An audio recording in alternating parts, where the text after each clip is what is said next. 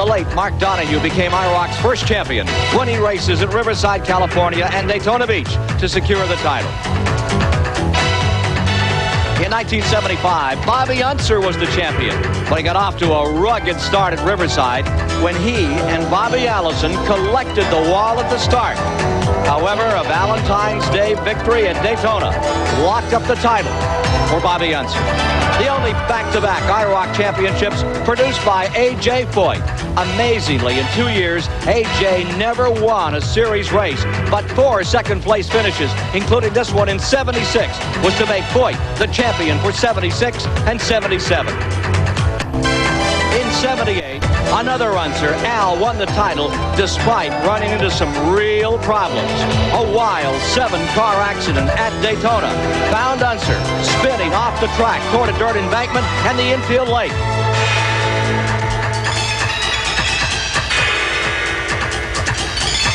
'79, Mario Andretti was the 6th IROC champion. Mario was trailing Gordon Johncock of Riverside, but Johncock spun out with only 3 laps remaining. Andretti went on to win the race and the series. In 1980, the leader of the Alabama gang, Bobby Allison, won the title by being in the right place at the right time. Allison leading in Atlanta when Mario Andretti triggered this 7-car crash. The pileup eliminating most of the field as Allison went on to take the checkers and the title. IROC 8 was held 4 years later. Cale Yarborough won the series renewal. At Brooklyn, Michigan, Yarborough got tapped from behind by Danny Ungaius. He was lucky to avoid oncoming cars and a more severe meeting with a retaining wall.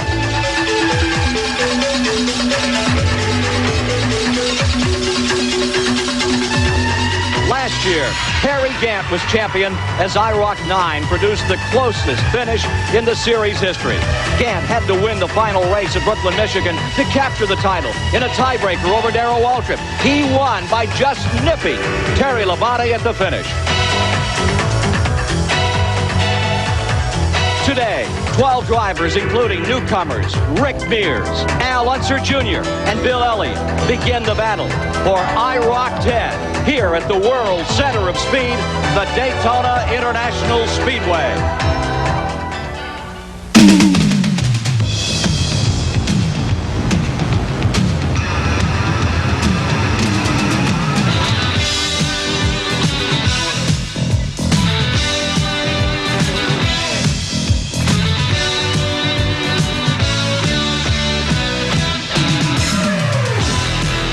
It is a crisp and golden day here at the World Center of Speed as we prepare for round 1 of the 1986 International Race of Champions.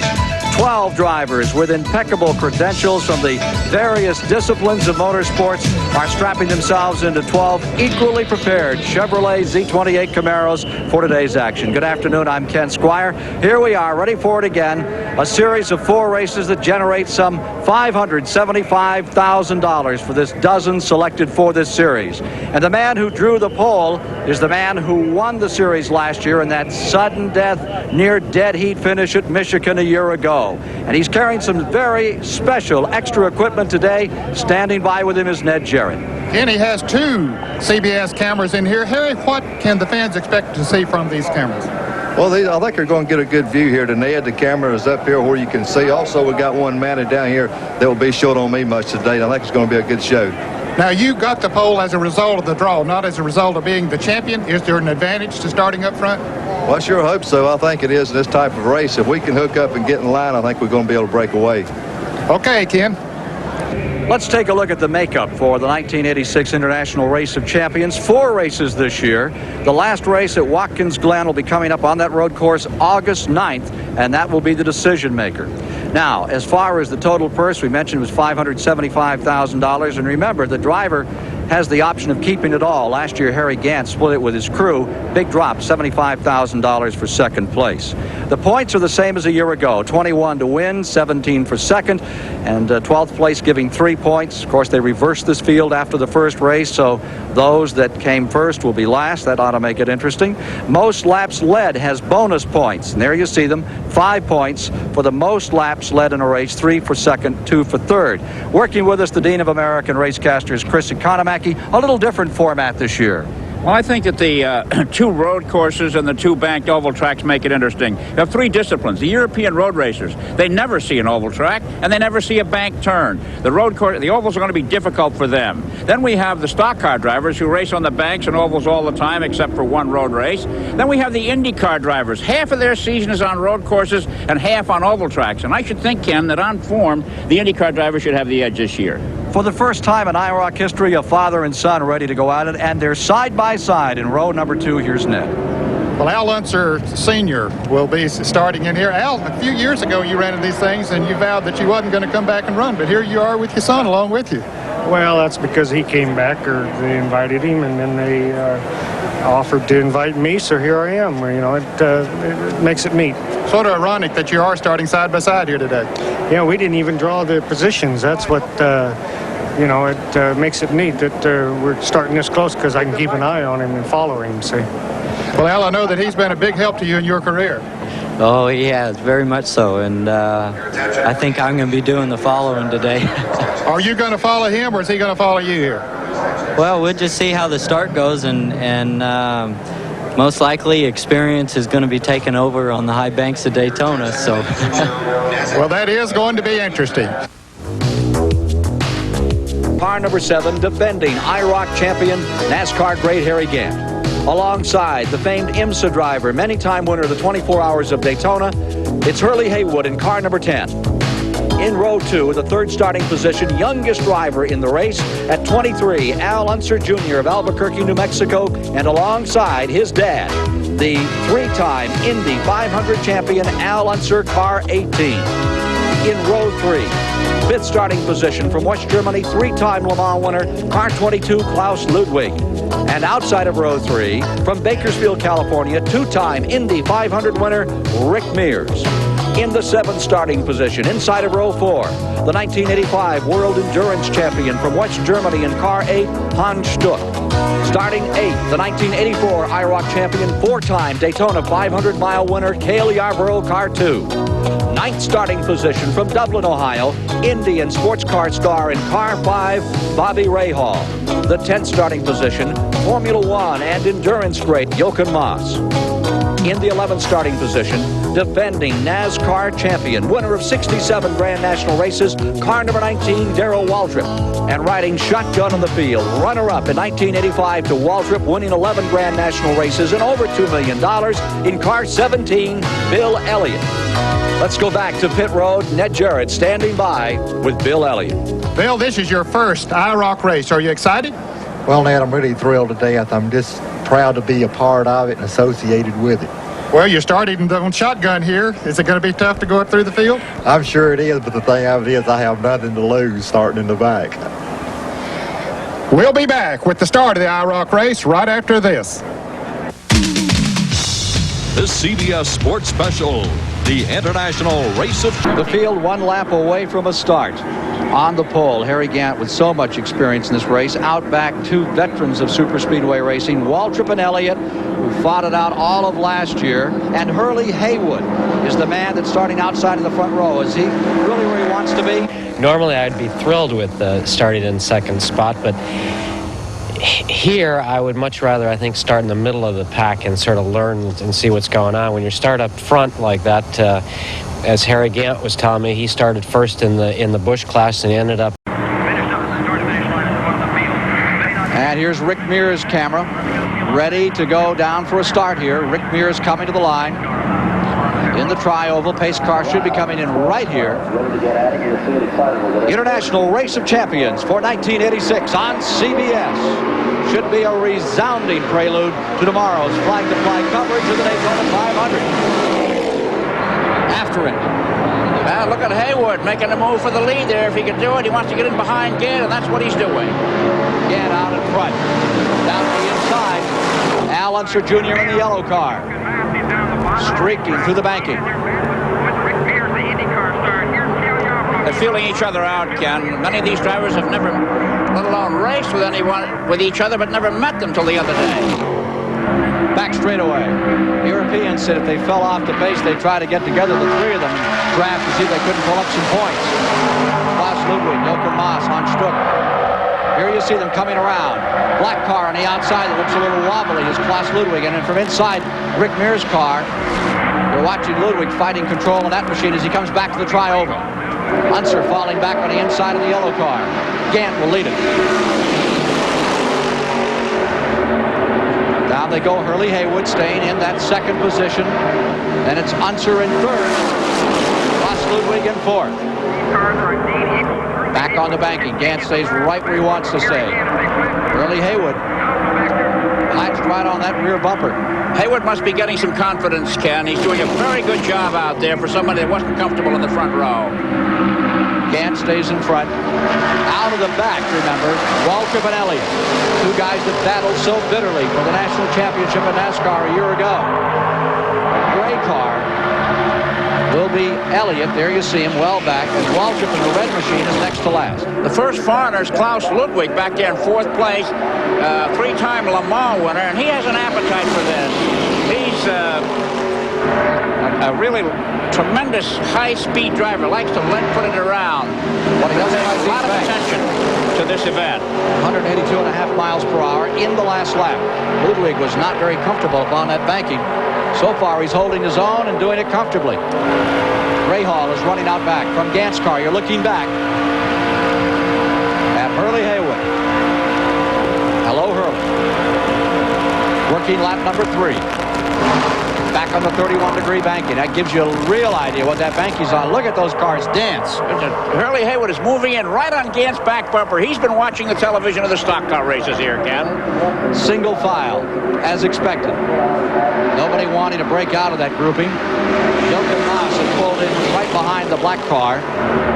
Bill Elliott's automobile, waiting his time. Jochen Mass has come from 10th to 5th. The Europeans are doing very well, I'd have to say, Ken, so far in this race today. So Jochen Mass, who made his first appearance in IROC 1 year ago, is making good use of his experience. But he likes anything that goes quick. He's up to 4th now, Ken, Jochen Mass, and starting to put the pressure on Big Al. As they come around, they'll complete 4 laps this time by.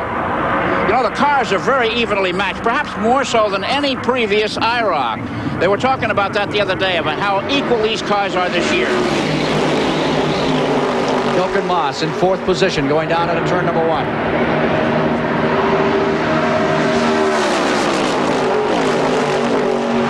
Back on the 31-degree banking, east end of the Speedway.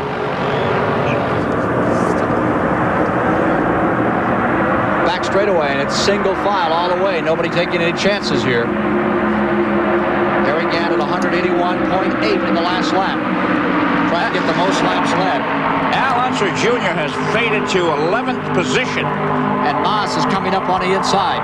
Here's Jochen Maas down the inside going for 2nd place. Whoa! Sideways.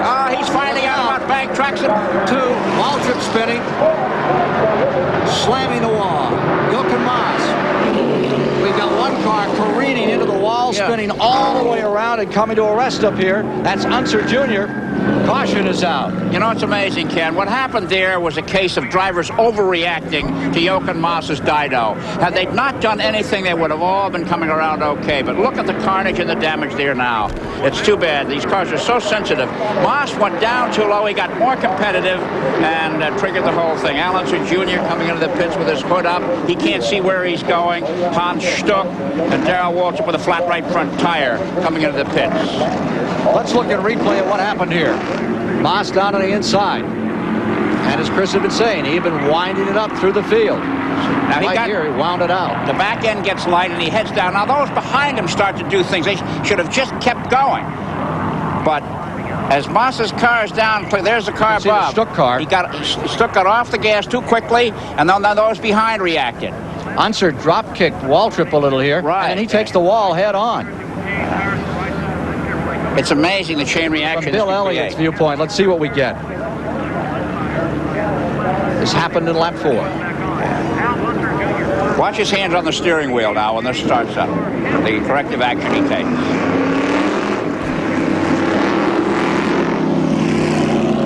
Elliott getting through. looked like you were sort of a victim of circumstances. Yeah, I don't know which car started spinning first, and then everybody slowed down, and you just kind of touch the brakes and you're sideways, and I tried to keep from hitting Daryl, and everything just got all haywire. It looked like you were your car maybe was not working as well. It went to the back and started the race.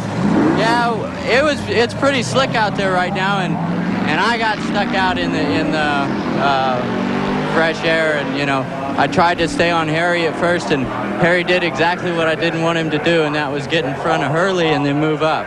And he did. Well, of course, staying in that straight line is the place to be in the early part of the race, Ken. Back with more of the action in round one of the International Race of Champions here at the Daytona International Speedway after these messages. Miles in the fast lane. The Daytona 500 tomorrow on CBS Sports. Hard jump. Gann sprints out in front. See, there's a man, again, familiar with restarts, Haywood not, and Gann pulled out a 5 or 6 car length lead just by being sharp at the start. However, those 2 or 3 cars behind him, they can get together. There you see the standings. They will draw back up on Gann. Meanwhile, Elliott's making a move in the back straightaway. That's Elliott on the high side, trying to collect the 4th position. 2 years ago, Mario Andretti was last in the point tables going away from the Daytona race here, the opener, and he wound up winning the championship. So it's not over for those drivers who have had bad luck so far today. Hurley Haywood holding on to second. The gray car on the outside working on Unser. That's Bill Elliott. Battle is for third. Unser takes a look on the inside now. Rather, Elliott takes a look under Unser. In the pit area, Ned Jarrett is standing by with a disappointed Bobby Rahal. Well, Bobby, it looked like you were a victim of circumstances out there, too. Well, really, Ned, the car wasn't handling very well. It was real loose, and I almost lost it about 3 laps earlier, and then I saw what, I really didn't see what happened, but obviously, as you well know, when all that smoke's going up, you can't see a thing, and I was just trying to thread my way through it, and almost made it, but not quite. This wasn't the first time here at Daytona that you sort of banged around in these things. No, it's, I don't know, maybe I ought to forget about this race and just do all the other 3 from now on. Okay, good luck on those. Thank you. Bobby Rahal, who won on his favorite track in Mid-Ohio, that beautiful Jim Truman operation out there, where we'll be later this year in this International Race of Champions Series. Al Unser Sr. Gave up on the IROC. He was a champion. Then he had some terrible crashes, one here and one at Atlanta, and he said, I don't want to drive in this series. It's bad luck for me. But time apparently heals all wounds, and he told me last night that, he hobbles around, can't shift quite well, but shifting, of course, is not a factor in this race today. But Hurley Haywood is really anxious to perform. You can see how far back the Waltrip car is just rolling way out of it here. Intervals continue to expand, and Yarborough has moved into 5th. Cale Yarborough, former IROC champion, up to 5th. Rick Mears is in 6th in the white car.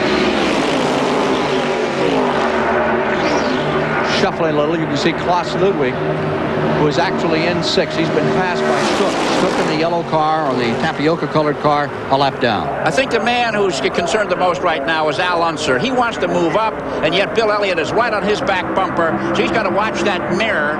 Al is a very, very respectful driver. He always gives the other guy all the room he wants, but he'll race him every inch of the way. And Hurley Haywood just hopes he can stay right where he is. Working the 9th of 40 laps here at the Daytona International Speedway in round 1 of the International Race of Champions from Harry Gant's automobile. There's Haywood holding right on in 2nd place. There you see Unser in 3rd. Little flicker of Bill Elliott, that number 17 back there in 4th. He looks like he's right on the back of car number 10, but there's a car in between them. These cars have regular automobile mirrors up high above the windshield. Most race cars have side view mirrors that the road racers and the IndyCar racers are used to. There you can see the mirror we're talking about right there. There's Bill Elliott looking forward at the back of Al Unser's car. There's Bill Elliott's onboard camera giving you a look at the rump of the Unser car as they go down that 3,000-foot back straightaway at better than 180 miles per hour. Haywood was saying before this race, 4th or better, and he'd be delighted. Well, he's happy now. The interval between the 1st and 7th place cars is 0.8 of a second, so they're really close. You can really see those cars dance up on the banking. For all of these cars not being as fast as what usually runs at Daytona, they still do a lot of floating out there. Now there's the face cam from race cam on Harry Gant, giving you another look at it, and you can see the race cam turning around. It was looking out the back. Now it's looking out the front, and there's nothing out there but space. That's just the way Harry likes it. We'll be back with more after this IROC flashback and commercial message.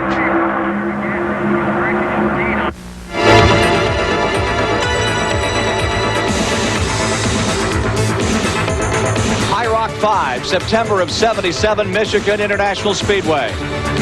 Al Holbert was to set a record he'd just as soon forget. Collecting the outside wall. Got on his roof, and away he went in an accident that also eliminated Tom Sneva and Jackie Ickx. But the IMSA champion Al Holbert will remember this one as the day he set the record for inverted racing. Racing champions, round number 1, here at the World Center of Speed. Standings, Gant is out in front. Unser is in second. Cale Yarborough now third. Rick Mears in fourth. After brushing the wall, he's still out there trucking as they head down into turn number 2. Harry Gant, who started winning on 1982. Now you're inside Bill Elliott's car, and you can see that he is dramatically dropping back in the 5th position. Haywood is now back in 6th. Klaus Ludwig in 7th. Hans Stuck a lap down in 8th. Waltrip in 9th, also a lap down. Long interval now. The draft is so important here with these cars. Here we have the leading echelon, and those who get out of the draft not only lose their position, but a chance to get back because they've dropped so far behind. 4 cars back in that lead draft. A 5th car that is a lap down. That is the Hans Stuck car from Harry Gant's car. You look back at Al Unser, IndyCar champion, out of the kart ranks last year, and look at him fight that wheel. I think that Harry is probably more concerned now that Al is there rather than Hurley Haywood, who tried to pass and found himself out of the group and fell way back. One thing Al Unser will have when this race is over is an idea of what the rear of a 1986 Chevrolet Z28 Camaro looks like. Harry Gant, the second in-car camera facing around to look out at what Harry has to see there, which is still very much first place. Nothing in front of Gant, as there has not been since he jumped off the point at the start of the event. Down out of turn number 4. Cale Yarborough is 3rd. Rick Mears is in 4th. And let's go to Ned Jarrett on pit road. And I think Darrell Waltrip and those that have lost the draft are going to have an awfully tough time catching up. It's interesting to note that he is still running the same speed that they set these cars up and tested and practiced at earlier in the week. But as a result of those cars drafting up front, they are running almost a second faster than they were. It's also interesting to note now that the number is down to 5 in the lead draft, that they have picked up speed. They picked up about 0.3 of a second in the last 5 laps. And so it seems the fewer number of cars we have running up there, the faster they're able to go. But it makes it awfully tough on those who have lost the draft. Gant pulling away just a whisker from Unser as they come out of 4. You know, the speed was 182.4 lap after lap, and now it's down to 5, as Ned said. It's up to 183.2 miles an hour on the high banks here. Hurley Haywood gave it a great shot to come up through. He dropped down to the inside and fell back here. The last road racing driver to win an IROC was Mario Andretti at Riverside back in 1979. Now you're inside Rick Mears' car, and you can watch those cars in front of him frolic a little in these high banks. You know, Rick seems to be working a lot harder. He's in the draft, and therefore his car is buffeted. But when you watch Harry Gant out front, it's stock, rock steady with Gant's hands on the steering wheel. You know, Gant has led all the way so far, and only once in all the IROCs that have been run here at Daytona has a driver led all the way. The late Mark Donahue when he won the very first one. Well, there you see those cars rocketing down out of turn number 4. Cale Yarborough took a look inside and pulled back. They begin to think about how they want to settle this race. That orange car is Stuck, and he wants to be competitive. I think he's liking this. You know, Stuck is a lap down, and yet he keeps poking the nose of that thing in places where he feels he may have a chance to move up. If he could get ahead and there was a yellow flag, why, he'd be back in the same lap. You got to give him A for effort. Gant remains out in front. In the previous 37 IROC races, 19 have been won by NASCAR drivers, 9 by IndyCar drivers, and 9 by road racing stars. You know, the sleeper here, I think, Ken, is Cale Yarborough back in third place. The master of the slingshot. He's just sitting there waiting for the right moment to come. He's feeling out Al Unser. He's looking at the way Harry Gant does things, and you can bet your life that when the time is right, as this thing gets down to that white flag, Cale Yarborough will start giving us a show. And you can see him kind of getting a little testy out there now. Well, you know what he's doing is he's finding out how his car handles to the left of Al Unser, how his car handles directly behind it, and how his car handles to the right of it. There's Yarborough, as we see it from the car directly behind, and he knows exactly what to do here. Nobody in all of stock car racing has the appetite for victory that Cale Yarborough has. Working the 26th lap. Again, that orange-yellow car in the end there. Lap down, Stuck. Hart Stuck has tried every possible groove on this race. On the wall again is Mears. He slapped it for the second time, and he spins to the inside. Flats the tires and shakes up the front end. But you know, Hart Stuck learned his lesson. He never wavered. He stayed on the gas and went by with an inch to spare. Mears out of it. Oh, here's a break for Haywood. The yellow flag. And a break for Elliott. Big break for Elliott. Yep. So we're under caution for the second time here in this first round of the International Race of Champions. Let's take a look again at what happened to Mears' automobile here. I think his windshield comes out here. Yeah, Indeed, his windshield did come out. Rear window, I think. Rear window came out. Not sure if it's front or rear, but you saw a windshield pop out there. And Stuck never wavered. Went right by him. From Rick Mears' automobile, let's see what it looked like. You're riding with Rick Mears as he is about to meet the concrete at 180 miles an hour. You can see Thielsen's trouble there now. So he took the hit to turn it loose. You can see the rear window come out. It comes across the track and takes this interminable slide, headed for the inside wall. Hard contact here. And for a report on Rick Mears, let's go to Ned Jarrett on pit road. Ken, he was first examined in the track hospital here, now has been taken by private car to Halifax Hospital just as a precautionary measure. Jochen Moss was also taken to the hospital for an x-ray of a possible shoulder injury. We anticipate both drivers are going to be okay. 25 laps complete here in the standings as we get ready to go green another time. Harry Gant has already collected the bonus of 5 points for leading the most laps. He just hasn't given it up. 25 laps are complete in this 40-lap race. Harry Gant trying to become the 11th driver to win an IROC race from the pole. A total of 37 races have been run previously. And Gant immediately draws away. Unser in second, Yarborough in third, as they scoot down into turn number 1. Action-packed round number 1.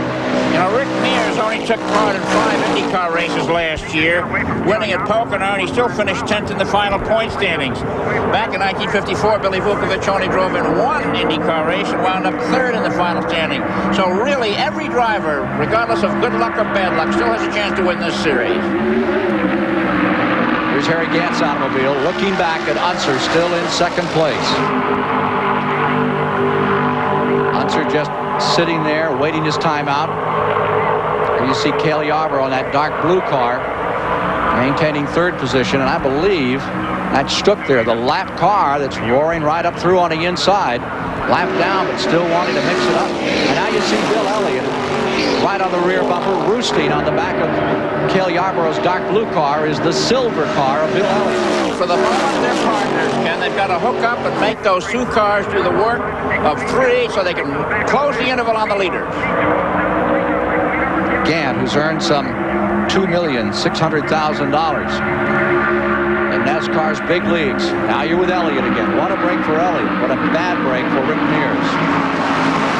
That's the second time he had brushed the wall in turn 4. It's interesting that the IROC problems seem to manifest themselves primarily in turn 4 at this racetrack.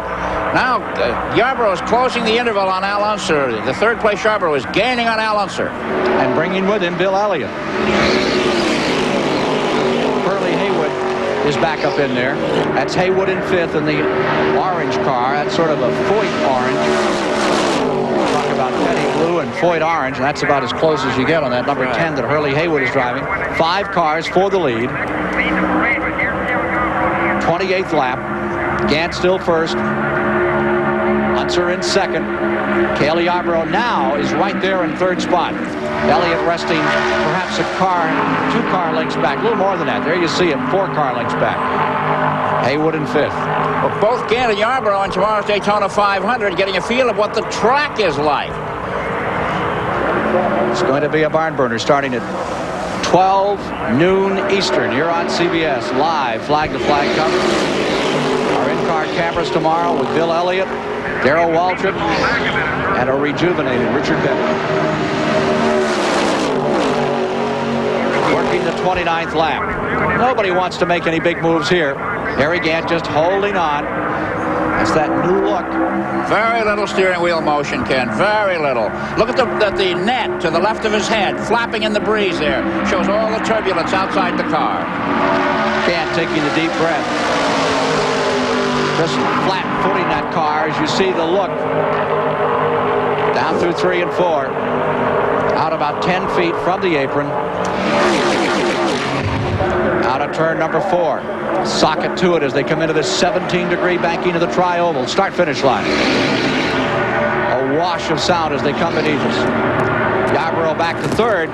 Chris, he's going to be tough. Cale's back in this thing. Yeah, he's in the hunt. You know, it's an interesting subject now with the caution flag laps. Fuel may be a problem before this race is over. Back they are in this long straightaway, 3,000 feet here, where you want to make your move so many times into turn number 3.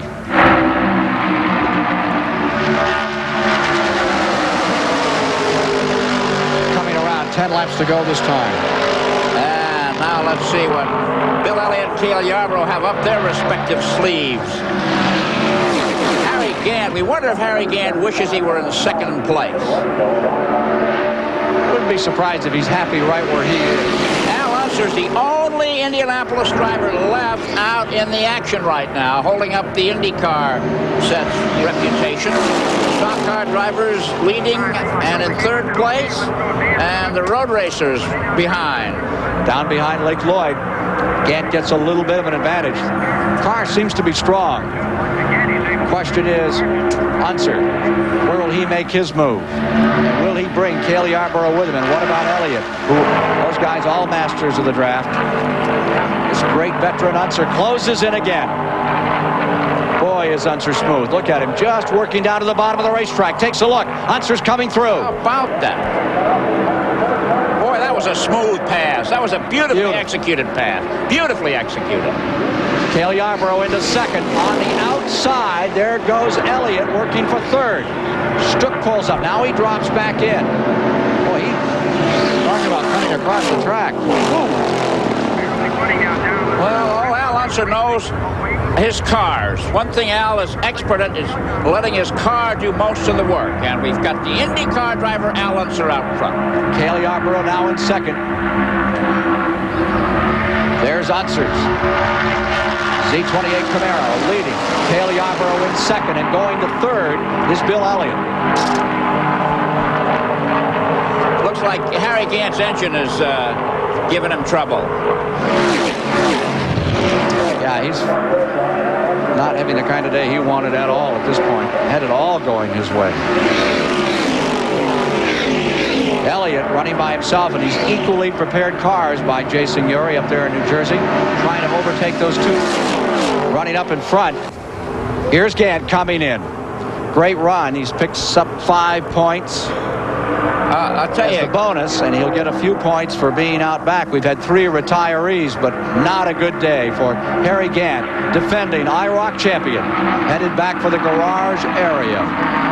We'll be back with more after this International Race of Champions flashback and commercial message.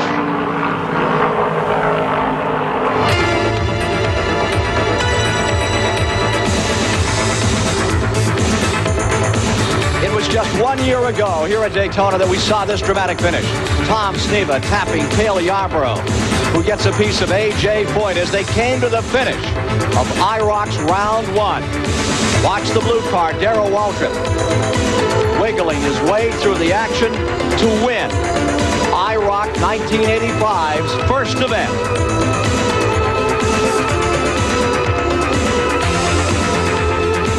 The number 1, 2, and 3 positions, 2 stock car drivers from the South, and Al Unser from Albuquerque, New Mexico, the IndyCar grade. How he'll handle what Cale Yarborough has up his sleeve, and Bill Elliott also, will be interesting to see in just 4 more laps. The question to Cale Yarborough, how will you slingshot on the final lap? This is what he said. Really, the way you need to do it is have somebody to help you. You can put 2 cars together and draft by one single car better than you can by yourself. It's almost impossible to do it by yourself. So you gotta put yourself in a position to where that if you need to go on that last lap, you hope you have somebody to go with you. Cale, a little help from his friend, Bill Elliott. Okay, you know, they both drive the same make of car in tomorrow's Daytona 500, so maybe they have a little bit of brotherly love for one another in the last few laps of this race. Let's see how it shakes out. Inside Elliott's car, looking over the front 2, and already you a wheelbarrow and make it successful. Here he is with 2 laps to go, out in front. Cale Yarborough trying to set him up, and he has help from Bill Elliott. You heard Yarborough state that what he needed was the second car. He has it there. Now the question is there little hand signals going on? Are they beginning to work things out here? Down the back chute another time. Working toward the white flag. Inside Bill Elliott's car. One thing you need for the slingshot is room. Cale Yarborough would have to fall back a little bit to pull off the perfect slingshot so he can get a run at Al Unser. Well, there's room off turn 4 if he can get Elliott to come with him. Field coming down to the tri-oval. White flag is out. 1 lap remaining. Hans Stuck is back drafting with Hurley Haywood. Here you see Haywood, the number 10 car. He's closed in a bit. Elliott falls off just a tickle here in turn number 2. Back straightaway. Cale looks outside. Elliott looking them both over and pulls up. Here we come for turn number 3. Let's see who will draw back on the bow and try the slingshot. Now Hans Stuck is going to see something here. He's back just behind the leading group of 3. Cale goes down low. Punch is right there. Elliott high. Coming down for the finish. Unser using that track perfectly out of 4. Here they come. 1,600, 1,500 feet to the finish. At the line. Beautifully driven, beautifully executed. Given to Albuquerque, New Mexico's Al Unser, winning round number 1 of the International Race of Champions. IROC 86 complete. And the man who was the champion of the IROC Series in '78 and the 3-time IndyCar champion, it's Al Unser in victory lane now with Ned Jarrett. Let's join them. Well, Al, the layoff from IROC didn't hurt you. You came back. Congratulations on the win. Well, thank you. It really feels good, I tell you, of course, to come back and then, of course, to have a car like this and win. It makes a good day, thanks to the crew and the IROC people and Budweiser and everybody. In Goodyear, didn't have any more items laying on the track that punctured the tire, so we went home free. You had to have a lot of thoughts going through your mind while Gant was still out there. You seemed to be content running in second place. What were you going to do if he stayed? Well, you know, I was sitting there thinking about that, and I really didn't know because there wasn't any way that I could pass him without some help. I needed help, and to have somebody help you on a deal like that's almost impossible. Just as you could see with Cale there at the last with me, there just isn't any way. Their cars are so equal that and I really hadn't came up with a solution yet how I was going to handle him. But I tell you, the guy's sharp. He, thank goodness, he held up his hand inside when something whatever happened to the car, because I came very close to hitting him, and if he wouldn't have been as sharp as he is and raised his hand, I would have hit him. Well, that's quite a compliment, Ken. Thank you, Ned. 46-year-old Al Unser never looked smoother in victory lane or on a racetrack than he did today, Chris. You know, his best finish here was a 5th in 1976, and he crashed in 1977 and 1978, and he didn't like the series, and he didn't like Daytona, and he gave it up. And now he's come back, and he's a surviving IndyCar driver, and he's won it, and he's leading in the points. It's going to be an interesting series. Let's talk with another survivor of this round 1 of IROC 86. Standing by is Ned with Bill Elliott. Well, Bill, a lot of people were surprised that you and Cale Yarborough didn't make a move there on that last lap. We couldn't. I was running wide open. That's all I could do to keep up. It'll be a little different tomorrow, though, in the Daytona 500. Well, I certainly hope so. You know, the thing of it is these cars are so equal. You know, I made a mistake there early in the race and tried to hang it out one time, and that didn't work. And I learned that right quick. And then I just stayed stacked up and waited for somebody else to make a mistake from then on. Last year, you dominated the 500. Can you do it again this year? I don't think so, Ned. There's a lot of good cars out there. Earnhardt's running good. A lot of the GM cars are running good, and I know I got my work cut out for me. Well, Ken, I think that's the way things are looking down here for tomorrow's Daytona 500.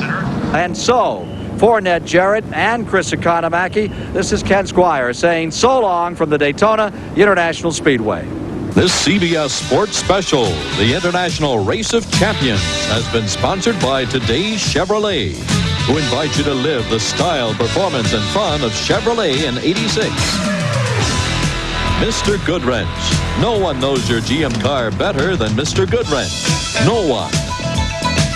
And by True Value Hardware Stores. The more you've got to do, the more you need True Value. We've got what it takes.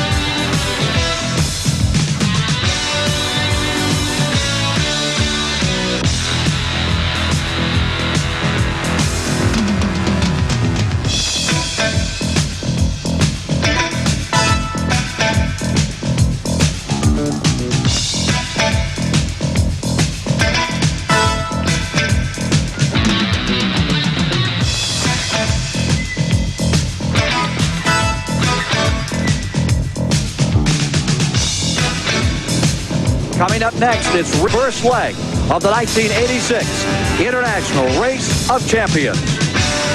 The 1986 International Race of Champions has been a presentation of CBS Sports.